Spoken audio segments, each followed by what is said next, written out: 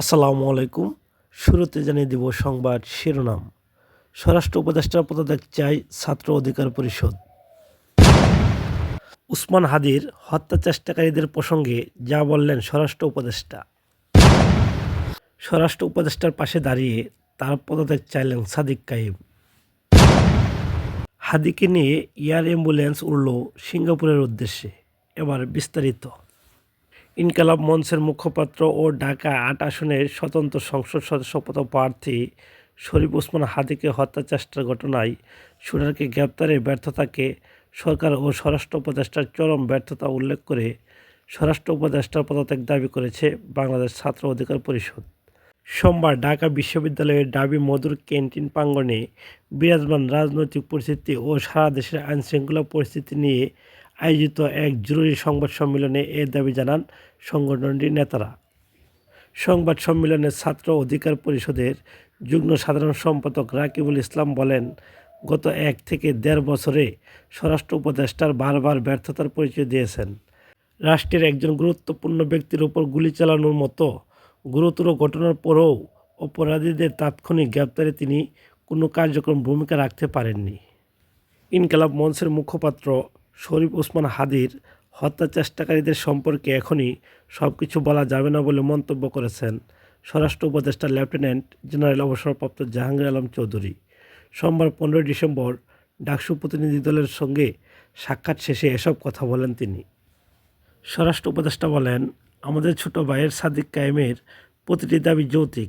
এর আগেও আমরা আপনাদের সামনে বলেছি এই পদক্ষেপগুলো আরও বেগবান করতে হবে।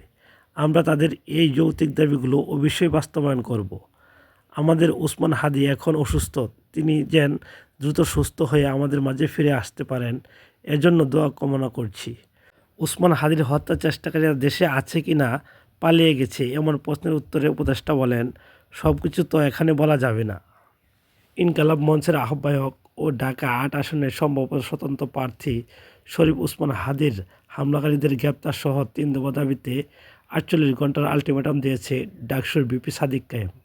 অতিলম্বে ৩ দফা দাবি না মানা হলে এবং আইনশৃঙ্খলা পরিস্থিতি দৃশ্যমান পরিবর্তন না দেখতে পারলে স্বরাষ্ট্র উপদেষ্টা, আইন উপদেষ্টা এবং পররাষ্ট্র উপদেষ্টাকে পদত্যাগ করতে হবে এমন দাবি জানিয়েছেন ডাকসুর ভিপি।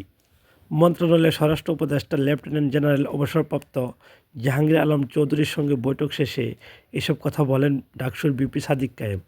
সাদিক কায়েম যখন কথা বলছিলেন তখন তার পাশে দাঁড়িয়েছিলেন স্বরাষ্ট্র উপদেষ্টা। তাকে অনেকটাই বিব্রতকর দেখাচ্ছিল।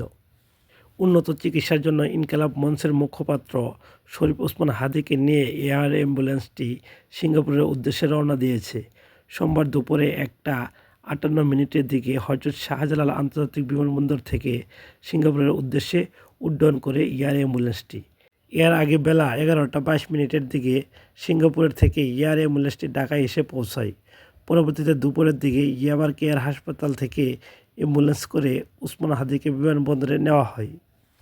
দুপুর ১:৩০টার কিছু আগে তাকে বহনকারী অ্যাম্বুলেন্সটি বিমানবন্দরে ৮ নম্বর গেট দিয়ে ভেতরে প্রবেশ করে। হাসপাতাল সূত্র জানায়, আইসিইউ থেকে সরানোর সময় হাদির শারীরিক অবস্থা ছিল তুলনামূলকভাবে স্থিতিশীল ও অনুকূল। সম্মানিত ভিউয়ার্স, ভিডিও সম্পর্কে আপনার মতামত কমেন্টসে লিখবেন। ভিডিওটি একটি লাইক দিয়ে চ্যানেলটি সাবস্ক্রাইব করে রাখবেন। আসসালামু আলাইকুম।